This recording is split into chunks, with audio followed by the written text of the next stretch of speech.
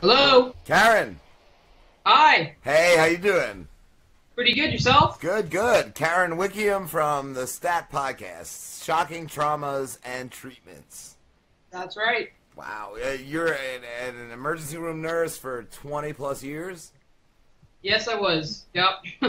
What's the gnarliest thing you've ever seen come into the emergency room?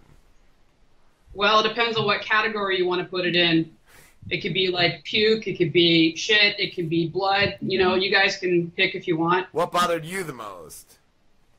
To be honest, people are surprised by it, but anything that comes out of the lungs grosses me out. Wow. Yeah, that is pretty gross. Like, I love that. Like, I love whenever I had, like, been sick when I was younger, I would just, like, hork up a lug and, like, spit it on the wall in the shower and just leave it there.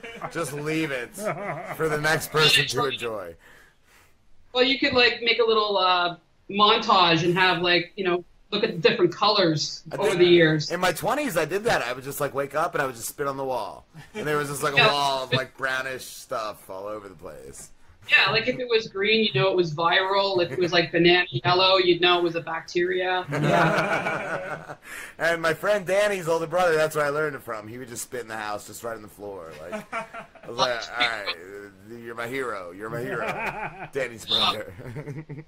Well, we had this guy that would come in, and he had a trach, and he'd always come in with a chest infection because he was kind of a dirty guy. And so we'd say to him, like, you know what, we need to clean your trach. Like, you got to take that out of your neck. And he'd take it out, and he would suck all the disgusting shit out of it and spit it into a basin and put it back in his neck. I'd go into, like, instant gag mode whenever that would happen. I'd have to leave the room because yeah.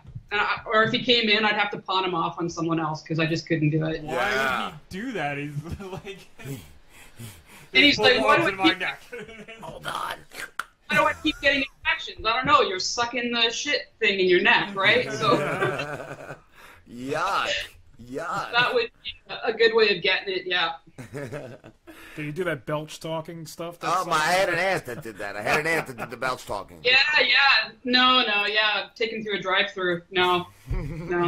He could tell, he just put his finger over it and he could talk normally. But yeah, that was pretty disgusting. Cool. Fuck. So what made you want to start the podcast? Like, is that something that's always interested you? Like, crazy shit from history?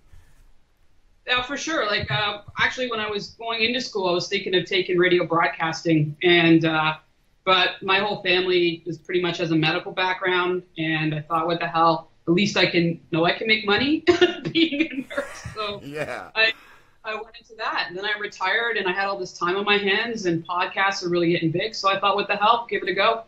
It's a pretty original idea that I think I've never seen anything else like it, and it's pretty good. It's pretty fucking awesome. Thank you. No problem. I didn't know it was going to happen. I thought it's pretty niche. I didn't know if it would be popular or what. So I just kind of... I think it's the greatest thing about it. Like, I like original stuff. Like, stuff that no one else is doing. Just Thank you. The tagline for it alone is, like, really interesting, that sometimes it's the cure that kills you. Like, it's so true. I can tell you, I've seen things that you think, oh my God, the treatment is worse than the actual disease or accident. Wow. You know, what's some something of the things that you've seen like that? Well, I mean, off the top of my head right away, like on a sadder note, and then I'll tell you one that's more kind of crazy, but like chemo. Yes, that's what I was thinking of. That was the first one I thought of too. Yeah, like really it kills everything, right? Like it kills like good and bad. And I've seen so many people come in the emerge with worse infections because they have no immune system from the chemo and like die from the infection. And if they could just get that past that part, they might have made it, you know? So that's so that one. But also too, like if you come into emerge after a trauma, say, and you don't really have any proper, we can't get a line in you to give you blood and stuff. I mean, there's where I've had to like drill a hole in someone's femur in their tibia to like start an IV line. And I mean, that kind of stuff, you know, it might not kill you, but you make it out of there, you've got like drill holes in your bones and cut downs in your neck and stuff like that. Wow. But, you know, yeah. So it's usually, you know, or, you know, crack in the chest, you know, that rarely happens, but, you know, so you got to do what you got to do to try to save somebody. But Yeah. Man, math can be ugly. Ooh, fuck. Wow. What is your favorite thing from history? Because I listened to a couple of your Dr. Lobotomy episodes, and that just fucking freaks me out and fascinates me at the same time. Like, things with the brain, anything with the fucking head just really bug me out. Yeah, I was the exact same. Just, I don't know, it's awful, but I started reading up on things like trepanation, where that goes back like 5,000 years, where they used to, if you were acting weird, and now whatever that definition of weird may be to somebody, that was the scary part. Oh, he's acting weird. Okay, we need to treat that person. Wow. Could be anything. You could sneeze in a funny way, right? And so drilling holes in people's head to let the spirits out. Can you imagine back 5,000 years ago when someone like is coming at you with a rock and a God knows what, a sharp piece of something, and whacking through your skull? Like, Jesus. Let the demon out. Yes. Wow. So that's the stuff that like, I would think is crazy, but they were still doing that up until, like, I don't know, the 1800s. Do they still perform lobotomies, though? Well, yes, but it's for the one thing that I know they do it for, but it's an extreme case, is for like extreme OCD, but we're talking people are completely debilitated. Even then, I mean, I don't know. I think that's an insane thing to do, but it's very controlled. Like and they do it under like, you know, they have X-ray going on and they're using fine needles and instruments doing it. So it's not just what Walter did. I can't even call him Dr. Freeman. I just call him Walter. Just Walt. He was a creep. Oh my God. How long did he do it for? Like, what era did he live in? The 50s, I think, right? No, he started looking at this in the late 30s. Oh wow! Holy shit! But he did it up into the 1960s, and yeah, he was crazy. His literally the first ice pick came out of his drawer in his kitchen. Wow! Yeah, I heard you say he wasn't a real surgeon. He just didn't you say he like had a fetish or whatever to take pictures of every one of his victims or whatever? Yeah, he would do it before and then a during. But the problem with the during is a lot of times he was just doing these in his office by himself. He'd have no one around. So he'd shock you with an electric shock, ECT machine, and then you'd be knocked out cold. He didn't believe in anesthetic because it took too long and it cost too much money. So zap your brain, knock you out. No rhyme and reason to how many you're going to need. And then he would just go in with the ice pick. Wow. What a scumbag. But like, what made him like people? What made people like want him to do these? Like, what made him acceptable in the medical Sorry, just world? to back up. Sorry, what you were saying about the pictures. I missed that for a sec there. He would in doing it himself, he would walk away while the ice pick was in their eye. So the person would be lying there with an ice pick sticking out of their head. And then he'd step away from them and take a picture and go back to them. Now, these things were heavy. Your brain is like Jell-O. So in some people, it would slip further into the brain while he took a picture, and he'd go, oops. Yeah. Wow. Oh, my bad. Sometimes going, I went in a little too far when I walked away. I know, there's stuff that I read about. By the time I was done with this dude, I was losing it. I was like, okay. I'm gonna go nuts if I have to keep.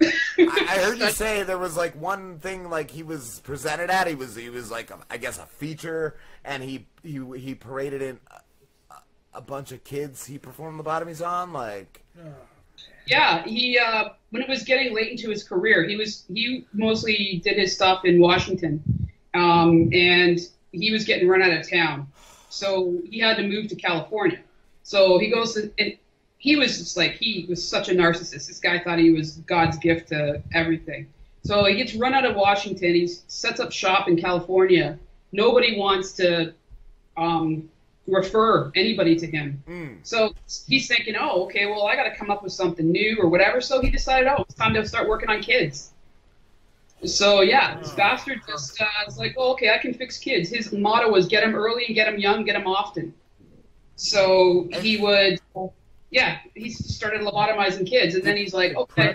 Did people bring their kids to him, like, fix my kid? Yes. Like, wow. I'm not meaning to like promote my show right now, but I put an episode out today about a man who's still alive to this day who was lobotomized when he was 12. And he was one of the kids that was brought up on stage. Wow. It's insane how ignorant people were to like just human anatomy back then. Just even up until like the 60s, you know, like a lot of people didn't like the common seen person. and not heard type of shit. Like everything was just fucked up. Well, he got away with so much because he was a doctor, right? Yeah.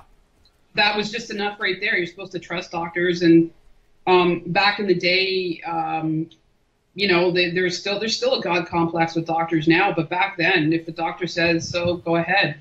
And nobody wanted to get their hands dirty, you know, going against this guy. So, you know, he got away with so much horrible stuff. Wow. But in the case of this Howard guy that I'm talking about, his stepmother worked in cahoots with him. So she hated this kid for some reason. And then they, like, what a better combination of two psychopaths saying, okay, and then they lobotomized them. Wow. Fuck. Yeah. Wow. But that kind of ended his career after that that conference. That's what I was going to ask, like, what finally ended him? Well, there was that when he went up on stage and started talking about the kids there. From what I've read, all the audience of doctors were booing him off the stage, and he had this temper tantrum and threw all these Christmas cards on the stage and said, "Do you get this many Christmas cards? Like, how do you measure success by Christmas cards?" Sounds like a real... How old you? Guy sounds I like got more Christmas cards than you. Guy sounds like a regular ball bag to me. Wow. Look at all these goddamn Christmas cards. Who said he didn't even buy them? He could have just bought them for himself. He signed them. I'm going to start doing that. I'm just going to carry a stack of Christmas cards at me. And anytime I'm in an argument, I'm just throwing, you got this many Christmas cards. Based on his patience, they could have maybe written him 10, depending on how many personalities they have, right? So, you know, he had them write him. Right before he performed it, just write me this Christmas card. You're probably right on that. Wow. Holy so after that, a lot of the hospitals that did have him he had privileges in, they mostly all of them fired him after that. Okay. And the last surgery he did was a patient that was one of his first 10 transorbital lobotomies, which is the ones where they didn't cut your head open. It's with the ice pick. That's what I was going to ask. What is a transorbital lobotomy compared to a frontal lobotomy? So frontal lobotomy is when they go in, and generally they would drill 6 holes on the left side, 6 holes on the right, and they would go in with this, it was almost like an ice pick kind of with like a little scalpel on the end, and they would go in, they would slice open all the white matter, so that's your connection that basically makes your parts of your brain talk to other parts of your brain. So they just slice all those nerves up, so the front part of your brain couldn't talk to the rest of your body. And so they did it like that, and that was major surgery. So he's like, oh, that takes too... Well, see, he wasn't a surgeon, too. So I can't operate, it's too much money, too much time, I've got too many people watching me. I got to find a way to do this in my office and make a lot of money and become famous. So that's when he learned how to go in through the eyeball and do it that way. He just, like, did this himself? Like, this was his own thing? Well, there was an Italian doctor that was going in and doing some stuff through the eyeball, and he would pour in formaldehyde into the brain to kill the nerve fibers in there. And Walter said, well, this guy's not successful because he's not killing enough brain tissue. I've got a way. I'll go in with an ice pick and slice it up. I'll do a better job. And that's how he got it. Wow. Holy fuck. I know, what a maniac. The more I read about this guy, the more I'm going... That's why it turned into a 4-part series. Because there was so much more I could have said. Like, my God, I didn't even scratch the surface, but I figured people would get enough of him after a while. I couldn't believe, too, that, like you said, he did one of the Kennedy fucking daughters, because they thought she was, like, she was a little moody and out of control.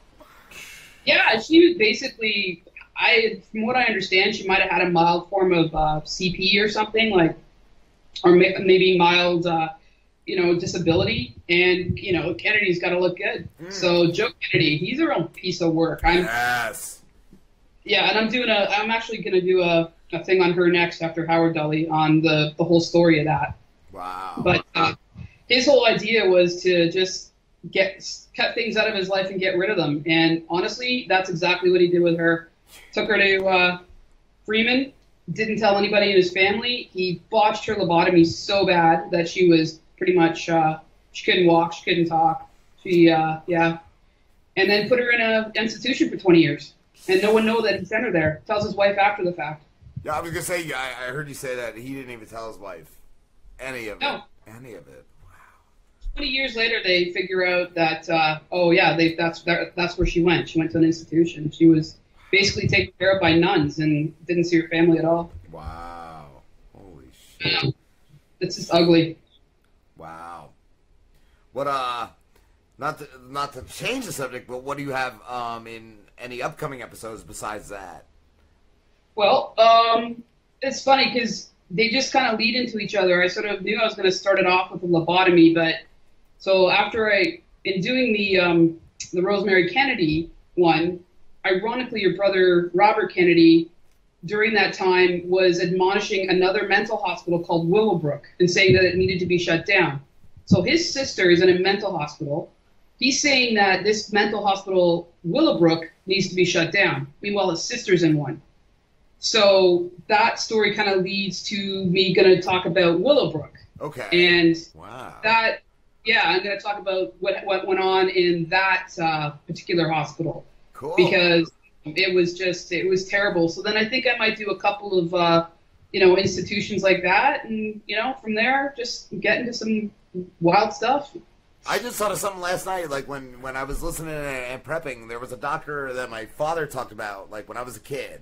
And I Googled him, and he called him Dr. Death, but if you, wiki this, is Dr. X. And he performed, I think, through the 80s, and yeah, he would poison his patients with Curare, it said. It was a plant toxin.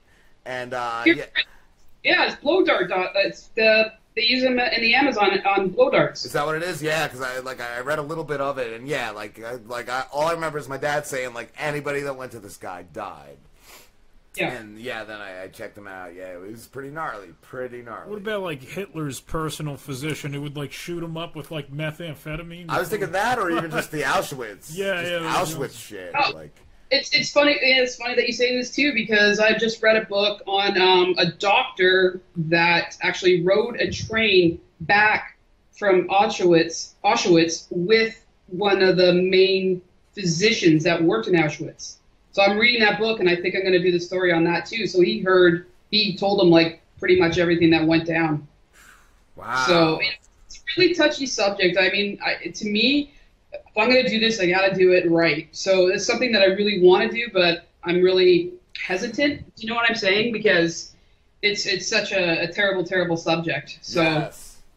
But in the same token, it's intriguing because you can find out. With this stuff, I kind of want to know what goes on in these maniacs' heads. Yeah. It's not so much blood and gore that interests me. It's what the hell is going on in there? Well, going back to, what was it, Walter, you said that his wife ended up becoming just an alcoholic and, and from what you said, you were surprised he never did one on his own kids, because I forget which one of the kids you said, would just fit into, the person he would give a lobotomy to. I said that in all sincerity. No one was free from him. Anybody was a free-for-all. So I was actually surprised, because after his one son died going over the waterfall, his other son, he kept him on the trip with him. He didn't even send him home. And he says, oh, yeah, he's fine. Well, I mean... Freeman's a psychopath. Of course he thinks his kid's fine. But that child ended up with terrible, terrible anxiety and depression. And he ended up dying at 31 from a brain tumor. So I'm surprised he didn't suggest lobotomy for his wife. I really am shocked by that. Wow. Is he dead? I would assume so, right? Yeah. I was born in 1970. He died in 1972, and I'm kind of pissed off that I was on the same earth with him for 2 years. Yeah, I came after him, thank God. Yeah, I was damn. Walk the earth at the same time. What did he die of? A lot of stuff. Well, growing up, I don't know how he didn't die either, because he got every disease known to man that should have killed him by the time he was 2 years old. He was sickly. Yeah, he was, and he survived it. And then like the Spanish flu, and everybody was dying, and he was like had it all over him, and he didn't even get sick from it. But older, he ended up getting prostate cancer. He ended up getting rectal cancer. He had skin cancer. Maybe he had like eclipse powers. Maybe he like had eclipse powers. Like, I was thinking that like it makes you think there was some kind of evil force keeping like this guy alive. You know, everything. He ended up with diabetes, going blind, all of it. He kept living. But the one I found most interesting was that he had some kind of advanced venereal disease on his butt. So it makes me wonder a little bit what was going on there. Fucking anal warts. Yeah. Have you ever had to take off any anal warts in the ER? No. That's for another doctor, you know. That goes to a specialist, and then I'll send you home. I'll just refer you to somebody. Refer you to Dr. Slambo. For him to survive all those diseases, I'm just picturing this like battle between like God and Satan, and God's just like, I'm gonna kill this guy. I'm just gonna give him like AIDS, and Satan's like, no, that's not gonna hurt him. I'm gonna keep him alive. Satan's like, all those lobotomies are keeping him alive. Like the more he does, the more he lives. Like. Yeah, he's like, feed me, Freeman. Yeah. I'll only give you anal words. And God's like, no, I've got more planned. Yeah. I agree. Who knows? Like this guy, you know what? At the end of the day, from all his teachings and going around and spreading this stuff, over 50,000 people in the U.S. ended up with lobotomy. 50,000 under him? Under him? No, under him about 3,500. But he was going to all these remote hospitals where, you know, the rules were a little bit more lax, and he would just teach the doctors there to do it. And because they wanted to empty hospitals, it cost them too much money, they just started lobotomizing people en masse. Holy shit. So in a way he was responsible for all this. Yeah, like the father. I mean, like, he spread it around. Like he and so the guy that kind of invented this thing, he won the Nobel Prize. Yes. And so once the Nobel Prize was won for like the invention of this, they're like, all right, we're on board. And that's what happened. Wow. It's like the worst prize in the world. Yeah. The Nobel Prize is just a piece of shit prize. It's completely worthless. Absolutely. I mean, there's been talk about having it taken away. Didn't it go to the Einstein for the atom bomb? Yes. Yeah. One of the biggest atrocities ever. Yeah, let's give you a reward, buddy. Exactly. Here you go. Good job. He cleared the hospitals out, saved us some money. Wow. Crazy. Karen, we have to wrap this up, but where can everybody find you? Oh, on any podcast app, I guess, iTunes, anything Android. Also getting onto iHeartRadio and TuneIn, all those places. Awesome.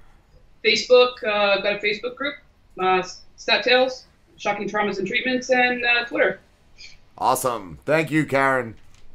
Yeah, thank you for having me on the show. I really appreciate it. No problem. Have a good one. Listening to lots of back episodes on you guys trying to get caught up. What's that? I've been listening to a lot of back episodes with you guys trying to get caught up. Oh, there's a lot. Yeah. You had me a little scared. I realized you guys are cool, so thank you so much. Anytime. Have a good one. Yeah, you too. Bye-bye. Take care.